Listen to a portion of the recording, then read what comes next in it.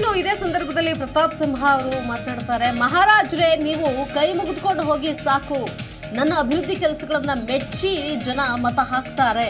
BJP ಪ್ರಚಾರ ಸಭೆಯಲ್ಲಿ ಪ್ರತಾಪ್ ಸಿಂಹ ಅಬ್ಬರದ ಭಾಷಣವನ್ನ ಮಾಡಿದ್ದಾರೆ. ಜನರಿಗೆ ಯಾರು ಬೇಕು ಯಾರು ಬೇಡ ಅನ್ನೋ ಭಾವನೆ ಗೊತ್ತಿದೆ. ಕ್ಷೇತ್ರದ ಜನರಿಗೆ ಒಳ್ಳೇದಾಗ್ಲಿ ಅನ್ನೋ ಕಾರಣಕ್ಕೆ ಗಲಾಟೆ ಮಾಡಿದ್ದೇನೆ ಅಷ್ಟೇ.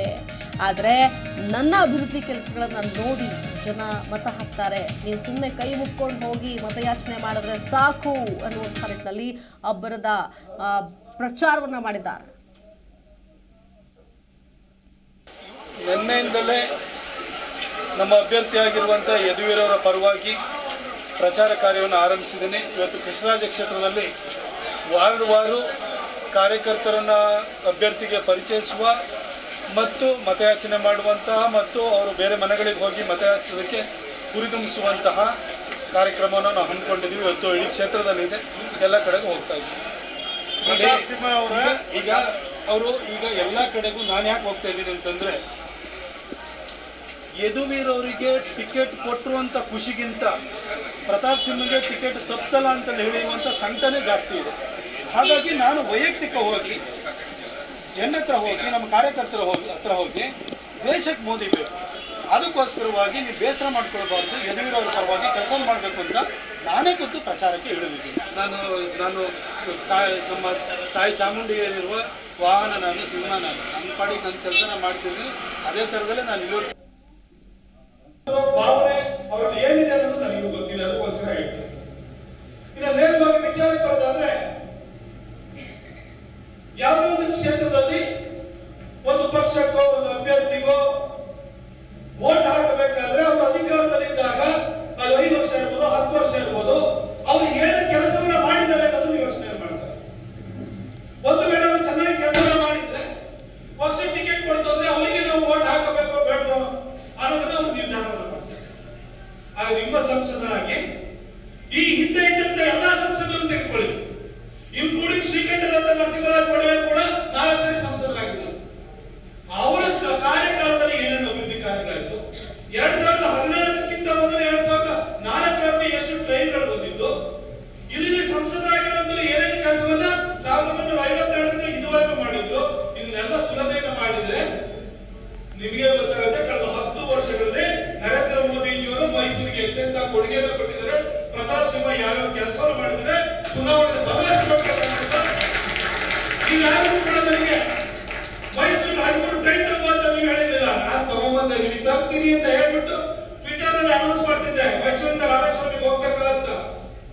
ಏನೋ ಟ್ರೈನ್ ಬರ್ತಿದ್ದೀನಿ, ರಾಜ್ಯಾದ್ಯಂತ ವಾತಾವರಣ ಶುಭ ಟ್ರೈನ್ ತರ್ತಿದ್ದೆ. ನೆಕ್ಸ್ಟ್ ಮೈಸೂರಿಂದ ನಮ್ಮ ರಾಜಸ್ಥಾನಕ್ಕೆ ಹೋಗ್ಬೇಕಂತ ಹೇಳಿ ನಾನು ಘೋಷಣೆ ಮಾಡ್ತಿದ್ದೆ, ಆನಂತರ ಹಂಸಪುರ ಟ್ರೈನ್ ತರ್ತಾ ಇದ್ದೆ. ಮೈಸೂರಿಂದ ಹೈದರಾಬಾದಿಗೆ ನಿತ್ಯವೂ ಕೂಡ ನಮಗೆ ಟ್ರೈನ್ ಇಲ್ಲ, ಡೈಲಿ ಟ್ರೈನ್ ಇಲ್ಲ ಅಂತ ಹೇಳ್ತಿದ್ದೆ, ಆನಂತರ ಕಾಚಿಗುಡನ ತಗೊಂಡ್ಬಂದೆ. ಮೈಸೂರಿನ ಟ್ರಿಮೆಂಟ್ರಿಗೆ ಟ್ರೈನ್ ಇಲ್ಲ ಅಂತ ಹೇಳಿದೆ, ಅದಾದ ಕೂಡ ನಾನು ಕೋಚ್ಗಳನ್ನು ತಗೊಂಡ್ಬಂದೆ. ಅದೇ ರೀತಿ ಸೂಪರ್ ಫಾಸ್ಟ್ ಎಕ್ಸ್ಪ್ರೆಸ್ ತಂದೆ. ಮೊನ್ನೆ ಬರ್ಬೇಕಾದ್ರೆ ಬೆಳಗ್ಗೆ ಇದೇ ವಿಚಾರಕ್ಕೆ ಸಂಬಂಧಪಟ್ಟಂತೆ ಮತ್ತಷ್ಟು ಡೀಟೇಲ್ಸ್ ಕೊಡ್ತಾರೆ ನಮ್ಮ ಪ್ರತಿನಿಧಿ ಸುರೇಶ್, ದೂರವಾಣಿ ಸಂಪರ್ಕದಲ್ಲಿ ಜಾಯ್ನ್ ಆಗ್ತಾ ಇದ್ದಾರೆ. ಸುರೇಶ್, ಅಬ್ಬರದ ಪ್ರಚಾರದಲ್ಲಿ ತೊಡಗ್ತಾ ಇದ್ದಾರೆ ಪ್ರತಾಪ್ ಸಿಂಹ. ಮತ್ತೊಂದು ಕಡೆ ಯದುವೀರ್ ಅವರು ಮತಯಾಚನೆಯಲ್ಲಿ ಬ್ಯುಸಿ ಆಗಿದ್ದಾರೆ. ನಾಯಕರುಗಳನ್ನ, ಸಮುದಾಯದ ನಾಯಕರನ್ನ, ಜೊತೆಗೆ ಸುತ್ತೂರು ಮಠದ ದೇಶಿಕೇಂದ್ರ ಸ್ವಾಮೀಜಿಗಳನ್ನು ಕೂಡ ಭೇಟಿಯಾಗಿ ಚರ್ಚೆಯನ್ನ ನಡೆಸಿದ್ದಾರೆ. ಸೊ ಡೆವಲಪ್ಮೆಂಟ್ಸ್ ಹಾಗಾದ್ರೆ ಜೋರಾಗಿ ನಡೀತಾ ಇದೆ. ವಿಶೇಷತೆ ನೋಡೋದಾದ್ರೆ ಖಂಡಿತ ಅಂದ್ರೆ ಇದೇ ಹಿಂದೆ ಪ್ರತಾಪ್ ಸಿಂಹ ಅವರು ಒಂದು ಮಾತನ್ನ ಹೇಳಿದ್ರು, AC ರೂಮ್ ನಿಂದ ಹೊರಗಡೆ ಬಂದು ಪ್ರಚಾರಕ್ಕೆ ಹಿಡಿತಾರ, ಜನರಿಗೆ ಕೈ ಮುಗಿದು ಕೇಳ್ತಾರ, ನನ್ಗೆ ಮತ ಕೊಡಿ ಅಂತ ಹೇಳ್ತಾರ, ಈ ರೀತಿಯಾದ ಸಾಕಷ್ಟು ಚರ್ಚೆಗಳು ಮಾತುಗಳು ಕೂಡ ಸ್ವತಃ ಪ್ರತಾಪ್ ಸಿಂಹ ಅವರು ಹೇಳಿದ್ರು. ಇವಾಗ ಅವ್ರ ಜೊತೆನೆ ಕೂಡಿ ಈಗಾಗಲೇ ಮತ ಭೇಟಿಯಕ್ಕೆ ಈಗಾಗಲೇ ಯದುವೀರ್ ಅವರು ಕೂಡ ಹೇಳಿರುವಂತದ್ದು. ಇವತ್ತು ಬೆಳಗ್ಗೆ ಸುತ್ತೂರು ಮಠಕ್ಕೆ ಮೊದಲಿಗೆ ಭೇಟಿಯನ್ನ ಕೊಟ್ಟು ಸುತ್ತೂರು ಶ್ರೀಗಳ ಜೊತೆ ಆಶೀರ್ವಾದವನ್ನ ಪಡ್ಕೊಂಡು ಅವ್ರ ಜೊತೆ ಭೇಟಿಯನ್ನ ಮಾಡಿ ಮಾತುಕತೆಯನ್ನ ಆಡಿ ತದನಂತರ ಹೊಯ್ಸಳ ಕರ್ನಾಟಕ ಸಂಘದಲ್ಲಿ ಪ್ರಚಾರ ಸಭೆಯನ್ನ ಆರಂಭ ಮಾಡ್ತಾರೆ. ಇದರ ಜೊತೆಗೆ ಮೈಸೂರಿನ KR ವ್ಯಾಪ್ತಿಯಲ್ಲಿ ಬರುವಂತ ಎಲ್ಲಾ ವಾರ್ಡ್ಗಳಿಗೂ ಕೂಡ ವಿಸಿಟ್ ಅನ್ನ ಕೊಟ್ಟು ಅಲ್ಲಿ ಮತ ಭೇಟಿಗೆ ಇಳಿದಿರುವಂತದ್ದು.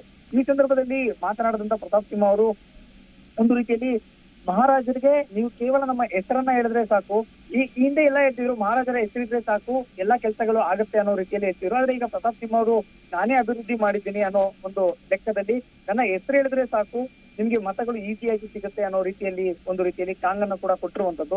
ಒಂದು ನೋಡೋದಾದ್ರೆ ಸಿದ್ದರಾಮಯ್ಯನವರು ಹೇಳಿಕೆ ಕೊಟ್ಟಂತ ರಾಜ ಅಲ್ಲ, ಈಗ ಅವ್ರು ಕೇವಲ ಬಿಜೆಪಿ ಅಭ್ಯರ್ಥಿ ಅಂತ ಹೇಳಿ ಸಿದ್ದರಾಮಯ್ಯನವರು ಹೇಳಿಕೆಯನ್ನ ಕೊಟ್ಟಿದ್ರು.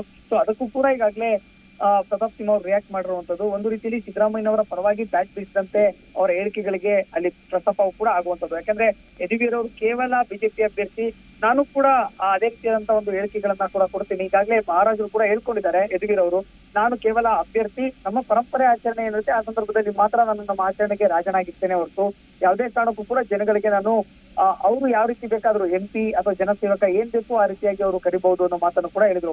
ಒಟ್ಟಾರೆ ಇವತ್ತು ಇಡೀ ದಿನ ಸಾಕಷ್ಟು ರೀತಿಯಲ್ಲಿ ಮತ ಬೇಟೆಗೆ ಈಗಾಗಲೇ ಯದುವೀರ್ ಅವರು ಕೂಡ ಹೇಳಿರುವಂತದ್ದು. ಅದಕ್ಕೆ ಪ್ರತಾಪ್ ಸಿಂಹ ಕೂಡ ಸಾಥ್ ಕೊಟ್ಟಿರುವಂತದ್ದು.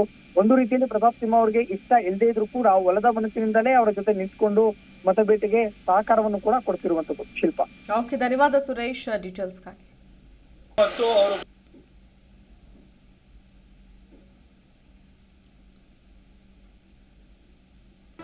ಜಿ ಕನ್ನಡ ನ್ಯೂಸ್ ಈಗ ನಿಮ್ಮ ಮನೆಯಲ್ಲೇ ನೋಡಿ. ಎಲ್ಲ ಕೇಬಲ್ಗಳಲ್ಲಿ ಈಗ ಲಭ್ಯ. Sun direct 292, Jio TV 1334, U digital 162, city cable 51, GTPL 17, Abhishek cables 821, rock line telecommunication 51, Shri Basaveshwara number 60, Vinayaka digital number 53, in digital number 896ರಲ್ಲಿ. ನಿಮ್ಮಿಸ್ತದ ಜಿ ಕನ್ನಡ ನ್ಯೂಸ್ ನೋಡಿ ಆನಂದಿಸಿ.